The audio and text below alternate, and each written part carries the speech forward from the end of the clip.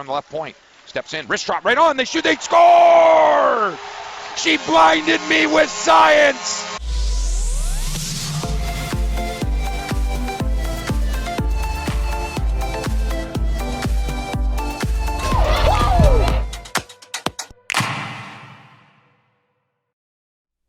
Hey everyone, thanks for tuning in. I'm Casey Bryant, and this is the Hat City Hockey Show. And happy Hanukkah, everybody! A time of year for peace, togetherness, and a shocking number of people pretending that 8 Crazy Nights is actually funny. Oh, shut up. No, it's not. We're actually getting some positive news in the hockey world. The NHL has announced it's aiming for a January 13th start date, and the NWHL is planning on a 2-week bubble season in Lake Placid. Obviously, that's assuming that everything goes according to plan, but for real, we needed something positive to look forward to. Otherwise, what we have in the hockey news cycle is which Paul brother Evander Kane wants to beat up. Some of you out there may be asking, who are the Paul brothers? And if you're asking that, good. Stay in the dark. Answers will only disappoint you. Do we need to do this?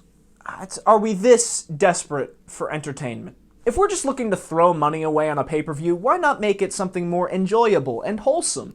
Like bear baiting, or bringing back the stocks. Before we get to our first guest, we wanted to highlight our featured charity of the week. We're shouting out the Feeding Our Neighbors Challenge. This is something that has been championed by Danbury's mayor, Mark Boughton. You may remember from our John Oliver saga videos on our channel. This is the United Way teaming up with local food banks in the Danbury area to make sure that people have meals on their plate for this holiday season. You can learn more at feedingourneighborschallenge.org. They're so close to their $100,000 goal. Let's make it happen. Head there and donate today. On to our first guest of the show. He's a Danbury Hat-Tricks forward who re-signed for his second season with the team, and he's a star in the world of ISBHF ball hockey. Please welcome number 19, Jonny Ruiz. Johnny. Seems like you're letting the flow go, though. Oh, yeah. Decided just to let it go. Need it flowing out the helmet well. Maybe a Flyer fan, but it's like a Zibanejad flow you got coming out the back. The first thing I like to ask everyone, Johnny, is what they've been doing to keep sane throughout this whole process, what they've been watching, reading, listening to that has sort of kept them going through this whole thing. Playing a lot of ball hockey, a couple different leagues down here in Jersey, which I've been playing in, a couple tournaments. Other than that, just watching a lot of Netflix. My brother and his wife just had their second baby, so I spent a lot of time with my now my 3 nieces. Have any of them been given mini sticks yet? 2 of them. Two of them came to our game last year, so they have their little jerseys ready, and this one not quite ready to hold a stick yet, but we're practicing getting her hold her head up first, and then we'll give her a stick for sure. There's no such thing as too young. Come on, they got to get on it. They've got to be playing with the 10-year-olds by the time they're 3 if they're going to make it. I'll be teaching them as soon as they're ready, though. Now, you mentioned ball hockey because I know that deck hockey is kind of where your claim to fame lies. You are on Team USA for deck hockey. How did that come about, and how does that help you in your game? I've been playing for a long time. My first international tournament, I played for the U20s in 2012. We went to Czech Republic. That team won bronze, and then I played the men's in 13, 15, 17, and 19. Grew up playing in street hockey leagues around Jersey. Then decided to join a tournament team. From there, it took off. You get exposure from different tournaments all over. Started at the men's level, and then that's when you get the invites to all the camps and stuff like that. So ice hockey, it helps. I'm staying playing the game. I'm staying in shape. A lot of running, a lot more running than I like, but that definitely helps when you transition onto the ice. Deck hockey is such an incredible test of your stamina and your speed and even your skill, because I know that there's 5-on-5 deck hockey and then 3-on-3 deck hockey, which I know your teammate Nicola Levesque also plays. 3-on-3, it's definitely a different style of game, a lot quicker. The rinks are a lot smaller, so it's a lot of skill, a lot of, quick transitions. You take 4 strides, you're in your D zone, Me and Gordy went and played in the summer tournament this year, and we had a blast and got to play with Nikki again, which was great. When you go and play in the world tournaments, you're playing on the Olympic size sheets over there, so they definitely test your stamina and all that. Now, he will get on my case if I don't mention it again, because last week we had goalie week. I didn't mention his name, and he got upset, and you know what's coming. Herm Sorcher, managing partner of the Danbury Hat-Tricks, is also a goaltender for Team USA. What do you see out of Herm's game? Give me a scouting report. Well, I mean, The two tournaments that I saw him at, I was able to watch one game, which he was the backup that day. So he came out, he's like, let me know what you think in warm-ups. And he was buzzing out there, man. He was jumping in front of everything on the good 30 seconds I did see. But the guy loves it. He's so he gets real excited when talking about it, showing videos of games from he's played in. But I would like to see him play a full game. I always tell him, because he plays in a rink down by Jersey where my older brother actually plays. And I always tell Herm, if you ever need an extra skater or an extra player, I'm available. I mean, I am a 2-time Silva Cup Time War Hockey League champion here in the 845 in Dutchess County. So, we all have our pedigree, our championship pedigree behind us. It's not Team USA, but it's something. Now, I'm looking at some clips of you in playing in deck hockey, because you guys were on NHL Network, featured with Team USA. Yeah. I'm looking at a clip here, and I'm noticing a pattern, because I get to watch you play ice hockey too. I'm going to share my screen so that you can see what I'm talking about here. This is a clip of you playing Team USA deck hockey. Look at that fresh face. Look at that. Here's a shot from you on the far side circle. Stomp, stomp. And that's a familiar celly for Hat Trick fans. I'm noticing a pattern here. You open wide here against the Thunderbirds. You have the same kind of celebration here against Watertown. Is that your signature? Is that your hallmark? No, that's the Superman. You get excited, and every time you score, you're scoring for your team, so you get excited. You want to get people going, and I don't know. It's sometime a go-to, just a quick little, Superman across the open up your chest, like Cam Newton would do it when he was playing with Carolina. I don't know if he still does it now with the Pats, but it's something just comes to your head real quick, and you're like, oh, okay, let's do that, and get the crowd pumped up, Well, too many kids these days are doing like the go down on one knee, the big fist pump celebration. I appreciate someone who brings a little ingenuity and fire to their cellies. Would you say that your celly game is the best on the Hat Tricks? Oh, I don't know. It's close. Corey does the old sliding on the knee. Yeah, it's up there, You're being modest. It's okay. It's okay. I feel like more people need to be creative with theirs. I tell you what I would do when I'm on the first line next year, when I've replaced you and Shinksy in the center hole. I would score, line up with a teammate, and we would do like a Star Wars reenactment. That last scene in episode 3 where it's over, Anakin, I have the high ground. And then my teammate would jump over the air. I would slice my teammate in half. And that's how I would sell it. That would get the crowd not only fired up, but emotional. Laughs are cheap. I'm going for gasps. I mean, it might, I don't know what teammate would want to fly in the air like that and get cut up, but I'm sorry, are you not doing what it takes to win? Are you not a good teammate? Oh, no, I'll do what it takes to win on getting the goal, but I don't know if I'll do that. All right, so we know where your line is. All right, that's a demerit on your scouting report. I don't know. Now, when you are playing, you have tremendous chemistry with your top line mates. We were talking to Phil Bronner the other week, and he mentioned that you guys embraced the attitude of the three-headed monster with you, Phil Bronner, Nicola Levesque. Talk about what it's like playing with those guys and what kind of chemistry you've established. Well, I mean, it's definitely easy playing with them. They're so smart when they play, so they're big and strong and physical, so I can, be a little weasel and do all the other stuff, and I know they'll have my back. And playing with two great leaders, they're both captains of the team, so it's something that I can mesh with, look up to, and just feed off of. And the thing I like about them most, they'll call you out on stuff you're doing wrong or you need to work on, which is as a player, a younger player, it's definitely easier to adjust to the pro level or different situations of the game if you have two guys like that who are on your side. And you have the connection, of course, to Phil, that he is a fellow Corsair from UMass Dartmouth. And you'll have a couple more teammates coming from UMass Dartmouth in the Leonard twins. Yes, what can you tell me about Sean and Steven? They're great teammates. They're always someone that'll have your back no matter what. They were both actually my roommates my senior year. Got to hang out with them a lot. Got to, learn from them even though they're a little younger. Great players, good hockey minds. They're physical. They have a lot of skill, and they know when to be nasty. So that brings a different edge to the game for you, which is awesome. So I'm excited. I really hope get the opportunity to play with them again, because they were a very good time and great people. Your supporting cast this year is going to be arguably even better than last year's, and last year's you guys still took home an Eastern Division championship.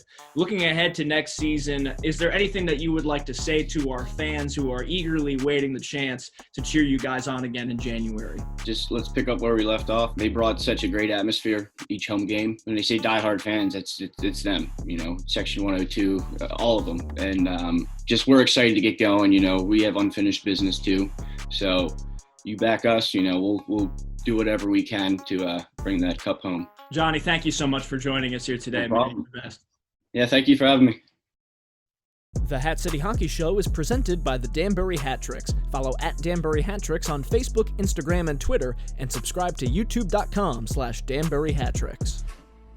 I'm back in the Fairfield County Bank Vault, the premium suite section here in Danbury Arena, to introduce my next guest. He's a 13-year NHL pro defenseman who spent time with the Quebec Nordiques, New York Rangers, Buffalo Sabres, and Florida Panthers. Since retirement, he's become one of the most popular figures in hockey broadcasting for Fox Sports Sunrise. Please welcome Randy Moller. Randy. What's going on? Let's talk a little hockey, talk a little fun. What I like to do with all of the guests that we have on the show is start by asking just what in general has kept them sane through this whole process. What have they been watching, reading, listening to that has sort of kept them in the right mindset? It was kind of ironic. My wife and I, we had actually sold the family home that we had for 25 years and we raised our kids in Boca Raton.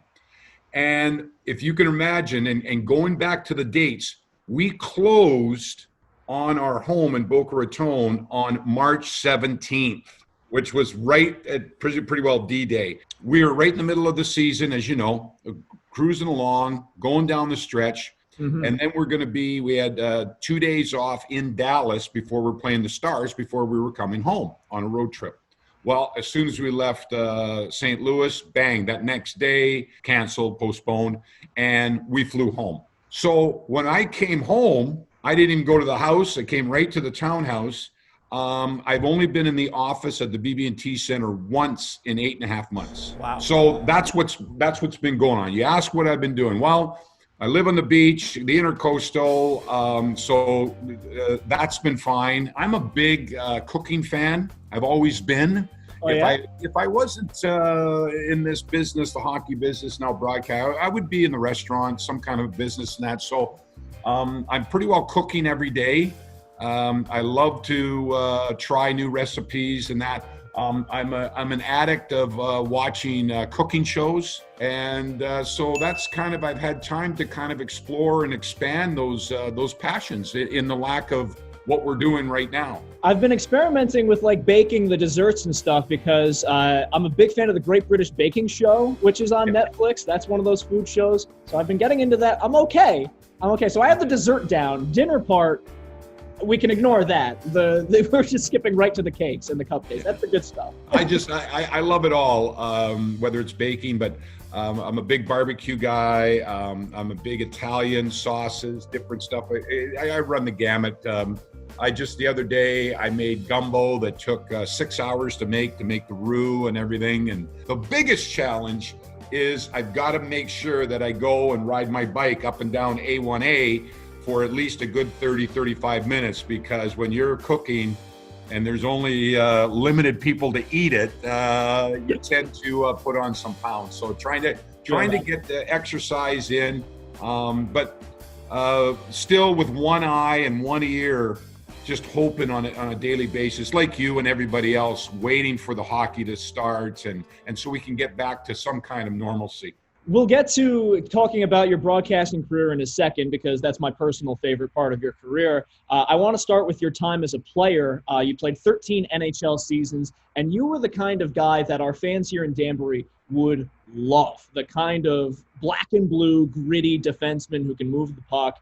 Were you the kind of guy in that era of the 80s who would try to psych themselves up physically when you know that Shane Corson or Knuckles Nyland is coming to town? Or how did you embrace that role? I wasn't gifted with a lot of speed and puck handling abilities. I was that stay-at-home defenseman. I wasn't a heavyweight by far, although I got tangled up with a lot of heavyweights and didn't come out faring too good. But I always tried to play the role in the team, to be one of the stand-up guys, be very reliable, strong defensively, move the puck quickly, follow up the play. But it's so funny, Casey, because the way the game is now, how fast, the quickness of the game, and we've seen the evolution of defensemen now. You can't play in the NHL or even at the American Hockey League or even have success at college unless you can skate and handle the puck. Those days of those lumbering big defensemen and shovel the puck up the boards and that, you can't play. So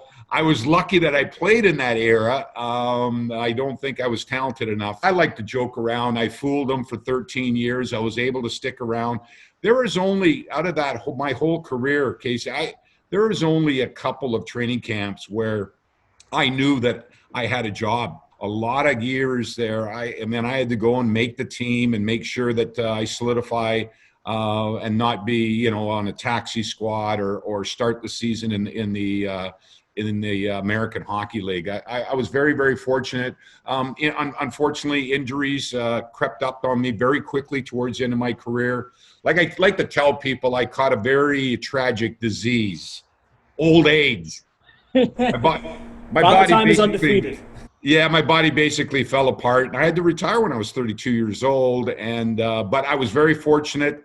A short time off, and then long story short, the team approached me about getting involved with the team and youth hockey and doing some broadcasting, and here we are, 25 years later. And I'm very, very proud. I'm very humbled as well. Unfortunately, we lost our patriarch, Mr. Bill Torrey, a few years ago, who started to help start this franchise. When we lost him, and I think about Mr. Torrey every day. He was such a great man. But I'm very proud. I'm the longest tenured Florida Panther employee now, and by a long shot, because I've been here for over 26 years. I'm looking at your hockey fights page here because you said that you dropped the gloves with some heavyweights. I mean, there are some legends on this list here. Joey Kocur is on there. Then you've got Cam Neely, Adam Graves, Wendell Clark. There are some legends of the game on this list here, and a lot of Jim Nill. A lot of Jim Nill on this list. Yeah, Jim Nill. Yeah, there was quite. And you know what's funny when you take a look, and I've gone back and taken a look. A lot of times it was complete ignorance. Like, for example, I had no idea who Joey Kocur was. I didn't know who he was. All of a sudden he gets called up from Adirondack to the Red Wings, and next thing you know, we dropped the gloves, and he hit me with a right on the helmet, right here, and the next thing I know, I'm waking up in the trainer's room at Joe Louis Arena a period later. He hit me so hard right there. If he would have hit me anywhere in the face or whatever, he probably would have killed me. Same thing, Knuckles Nyland. Nux and I, we ended up playing. Well, I ended up playing with Joey Kocur and Chris Nyland. I ended up playing with them, became really good friends. Still really good friends with them.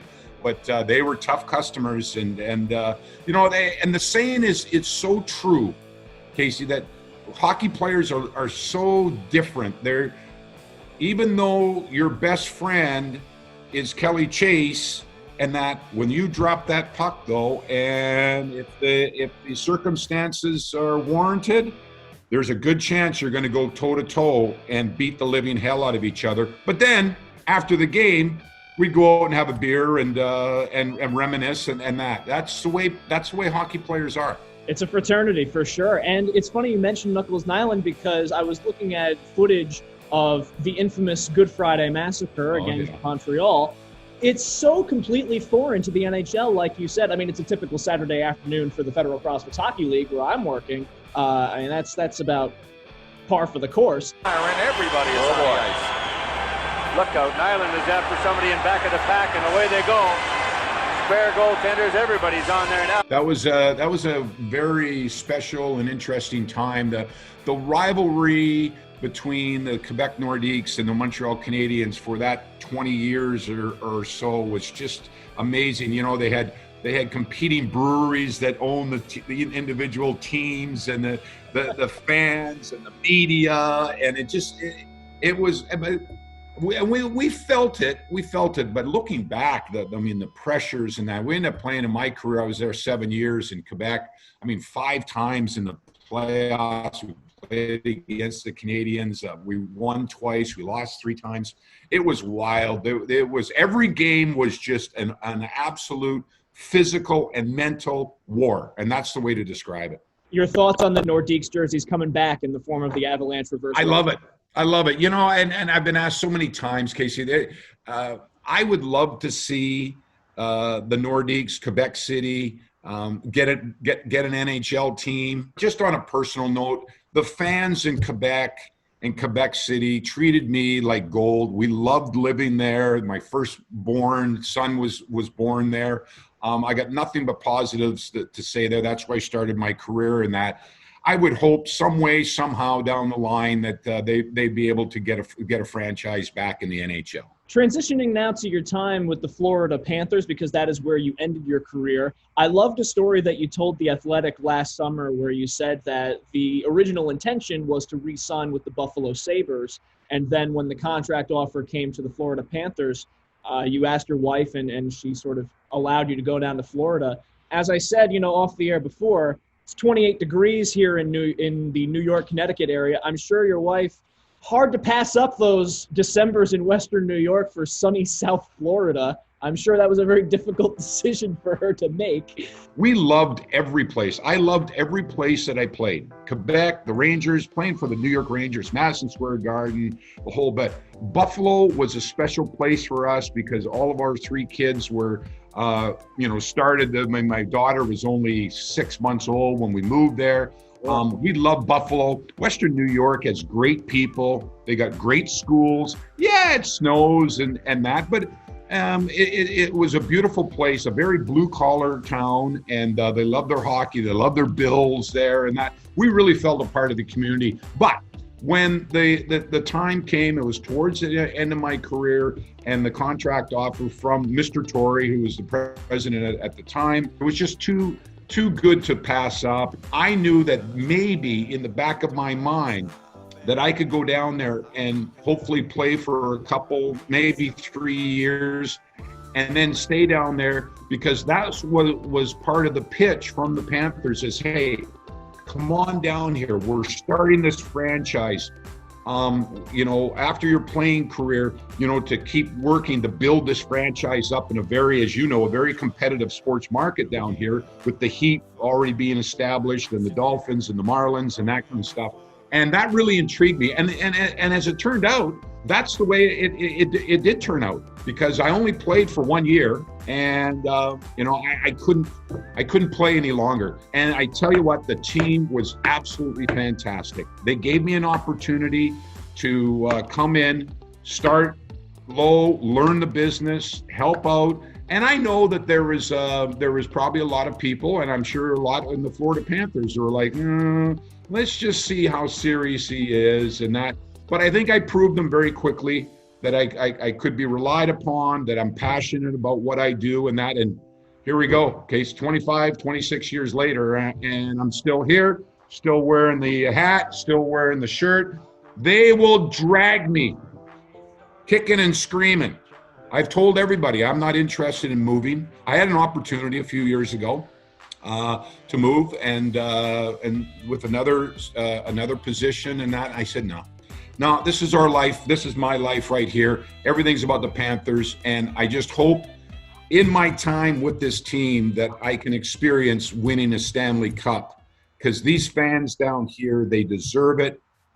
They've been so loyal. We continue to build and that, and to bring a Stanley Cup down here, that would be something. That fierce loyalty is so admirable, and it's really respectable how you've really worked your way up the ladder, because you have the unique distinction of being right now the only player turned play-by-play guy. Everyone goes into color, and with the exception of Darryl Ray for a little bit when unfortunately the late Dave Strader passed, really no other player has gone into that distinction. And what you've done is carve out such an incredible niche for yourself in that market by way of the goal calls, which I want to get into, because you, as radio play-by-play guy, for the uninitiated in the Northeast here, would shout pop culture references after Panthers goals at the request of Dan Lebitard. Up the face-off circle, down the goal line to Stillman, over to Bowman, he shoots, he scores! Run, Forrest, run! When that was first pitched, were you immediately all in on it, and if so, do you remember what the first one he suggested was? At the time when I agreed to do play-by-play, and let me back up 1 second. Sure. One of the reasons I tell people and young people that get into this business or the sports business, hockey business and that, I tell them, I've never said no to the Florida Panthers. Never. Whatever they've asked me to do, I've done it. And I think that's one of the reasons for my longevity with the hockey club. That being said, when they came to me and asked me if I was interested in doing the play-by-play, obviously I laughed and they said, why not? Why couldn't you do it? So once I agreed, we got going. But where I'm getting to with the story is at that time, we were really in transition, and I'll be honest, the success on the ice was not very good for the Florida Panthers at that time. And so for me doing the games on radio, and a lot of nights we were behind 3-0 after the first 10 minutes and that, to try and keep the audience, and that, remember back then there was still 10, 12 games that weren't on TV. It was only radio only, especially when we're on the road and that. So I was open, and I already had my own style with some funny sayings and that. So when Dan Le Batard, that led into our games led in after his program down here in the local station, he asked me when we were doing this crossover, to try and do this. I said, sure, no problem. What do we got to lose? I mean, and that nobody anticipated that it was going to take off and be, featured all over and the Howard Stern show and all that kind of stuff. But the only couple things that I had, and I said to everybody in the powers to be, and especially to Dan, who was so good, and that I said, listen, as long as everybody has fun with this, I am not going to be political, racial, or anything that's going to be controversy. That's not the way I'm built. As long as everybody's having fun and everybody's enjoy it, I will do it. And so we had fun with it for a number of years, and the rest is history. And it's funny you mentioned how it's blowing up like that, and the way that people were having fun with it. They have tens of thousands of views on YouTube with all of these compilations that they would put together. And as you mentioned, you were on the Howard Stern show, them talking about it. You're on First Take with Dan Le Batard, where Skip Bayless is giving you suggestions while you're on the air. Was there ever a situation where you vetoed one because it was like, no, I'm going to get in trouble if I say that one over? Oh, yeah. Oh, absolutely, Casey. There was so much, because we used to take it from not only Dan Le Batard, and then after Dan Le Batard left the station that we were on and we went back to our original radio station, obviously his program wasn't leading into our games. So I would just ask the fans, send some stuff in, and obviously there's some that you just can't say and that, I mean, and that, but there were some unbelievable ones, and we just tried to have fun with it. Try shoots, he scores!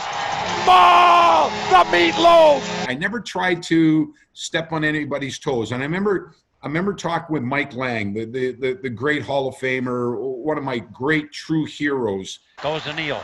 Sticking on the left side. Sutter, he shoots and scores. Brandon Sutter. Oh, hopping to Cordova, baby. We're going bowling.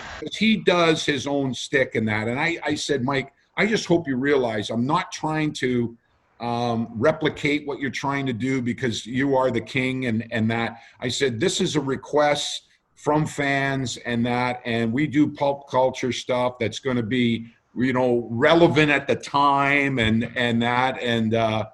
And he was always great. He's such a true professional on that. So that was the only really sensitivity about doing this and that, because but I also wanted the people to realize that, I'm very serious about my broadcasting, as are you, and hey, you're going to have some fun, and we're going to poke fun at ourselves and maybe say some stuff that's kind of funny. But at the end of the day, you're still working for an NHL team. You still got to describe what's going on the ice. And I tried to make sure I had a good balance, and I know you do too. The best kind of joke, in my opinion, is one where it's self-aware, right? Where the joke is always kind of on you.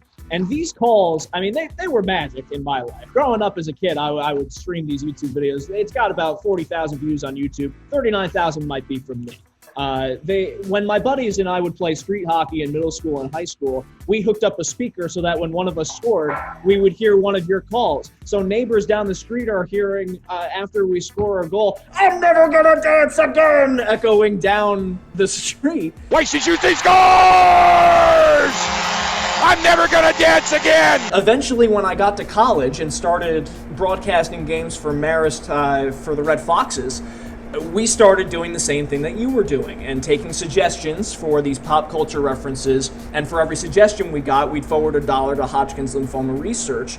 And it was in that same kind of vein of you and Mike Lang, where we wanted you to know that, like, this was an homage, this isn't just directly stealing from you or mocking you. By Trevor Larkin, they score! Trevor Larkin! Bobby Newport's never had a real job in his life! And you were so cool about it. You retweeted it. You were very engaging. At the end of the day, we raised almost over $1,000 for Hodgkin's Lymphoma Research. I mean, awesome. that was so fantastic of you to help out. And we were getting suggestions from guys around campus. We'd walk down campus, and people would just yell stuff at us for us to stay. I can't imagine what that would be like on a larger scale in Florida. Oh yeah, the stuff that used to come in and that, and the one thing, and it was fine, but it just seemed like after with the Dan Le Batard thing and some of the national shows, it seemed like every place that we went to, whether it was Philadelphia or New York or up in Canada or Los Angeles, and that. I getting requests to go early on in the morning. They'd call and, "Oh, we want you on our morning zoo show at 7:15 in the morning." It was like, and I tried to do as many as I could. I did, I think, 90% of them, unless we were getting in at 3 or 4 o'clock in the morning. But they always wanted on the drive time, right? They always wanted between 7 and 9, and so they get all those fans in that, and then they would get the reaction from it, and oh my goodness, some of the fans. That's what most fun. Like I've been in the office, for 25 years. We're constantly hiring new people. People's change and that in the office, and we get these young, well, I call them kids because they're all kids to me. Young, very talented individuals in different departments. They come in, and I always make it a point. I go and introduce myself or whatever. What I'm sure somebody in there says, "Do you know who that is? Do you know who that is? Just go on YouTube. Just go on YouTube." And they look. These kids would come up from their desks or their departments or on the floor and come over, and they would just be in tears in their eyes. And they said, "I just watched this YouTube of all this stuff like that." I get a kick out of it. I just think it's so funny because they wouldn't know me from a hill of beans, right? And that, but then all they got to do is just go on YouTube and everything pops up and that. So, oh my goodness. And you've gone from doing like morning drive time radio appearances to now guest spots on a YouTube channel for a minor league hockey team. How far have you come?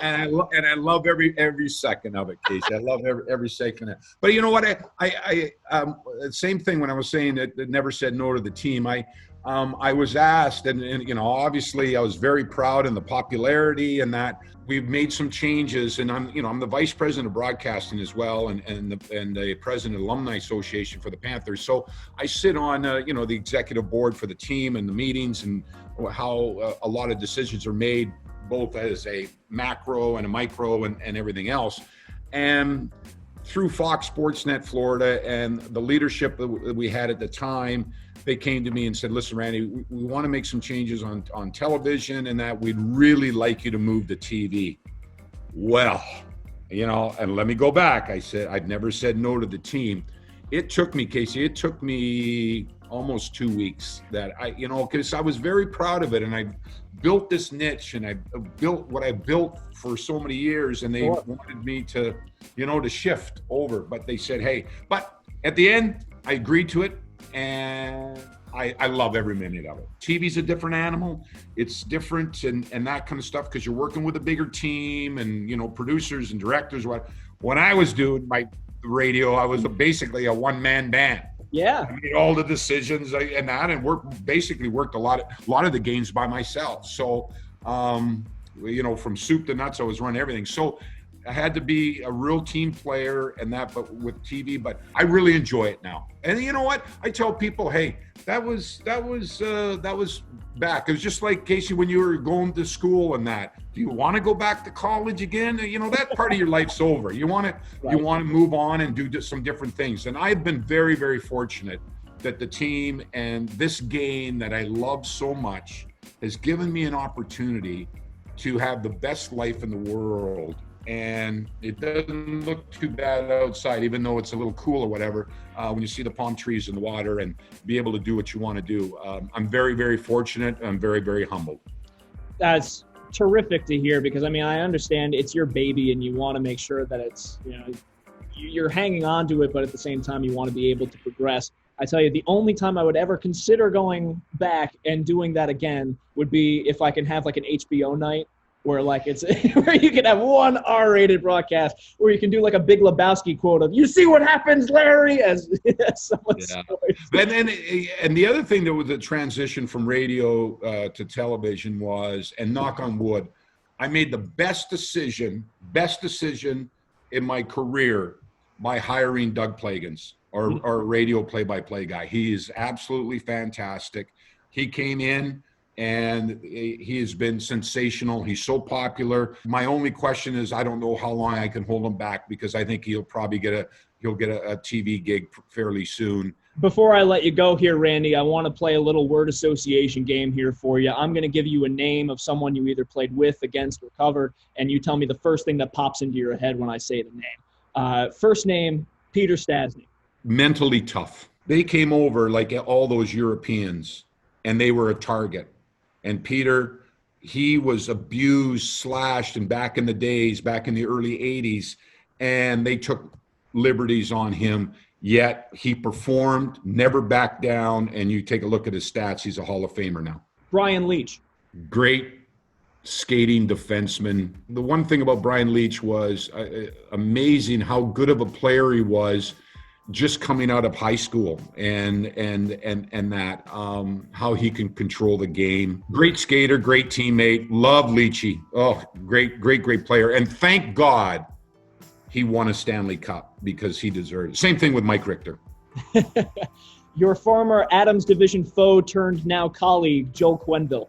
Very smart, successful coach that has all of the history to back up that he is arguably in the top 3 greatest coaches in the NHL. When we had Steve Valiquette on last week, he was teammates with this guy at the beginning of his career and said he was very serious.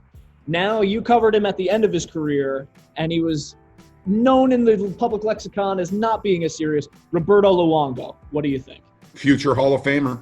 There's no doubt he's a Hall of Famer. The other thing is underrated personality. Really smart and witty, and he's a real character. How long he went when it was the worst kept secret that he was behind the Strombone Twitter handle or whatever. Everybody knew it was him, yet he would deny it. He still denies it to this day. I wish I could have played with Roberto Luongo. That would have been a lot of fun.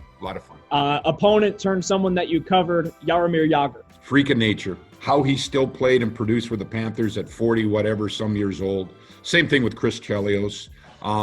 I think they're freak of natures, and that yet he put in the time, and there's nobody that worked harder at trying to stay at the level of his profession than he did. All the rumors of him skating at midnight at the practice rink and having his own key to the trainer's room, and that, it's all true. And who else would do that? And he wouldn't have to do that. You know, he's got all the money in the world, all the accolades and everything like that. It's just built into him. And I just saw the other day, he just said that he's going to keep playing. He's not done. He's 48, 49 years old now, 48, 49 now. He says he's still going to keep playing. Good for him.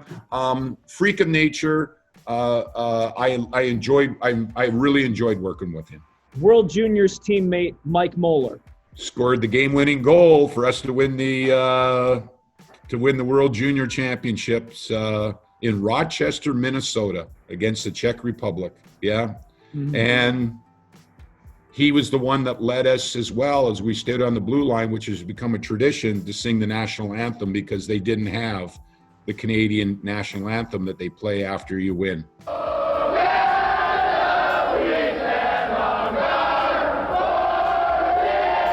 And you know what? His sweater is still in the Hockey Hall of Fame. He donated it to the Hockey Hall of Fame in Canada. Finally, Steve Goldstein. True professional. Really, really, really good. Very, very talented. Very talented. Great friend, a great colleague. Love him to death. Randy, thank you so much for stopping by on the show. We really appreciate you. We hope you stay safe and healthy, and hope to hear you up in the booth again. And also be sure to pass along our thanks to your daughter, who I saw on Twitter is a COVID nurse out in Colorado. That's tremendous work. So thank her as well, and thank you. Okay, well, thank you so much, Casey. Let's do this again. Hopefully, when the ice is frozen and the pucks are flying. That'll do it for us here on the Hat City Hockey Show. Thank you so much for tuning in. If you like this video, be sure to click like and subscribe down below. And don't forget to tune in next week when the legendary Howie Rose is on the show. I'm Casey Bryant. Take care, everyone.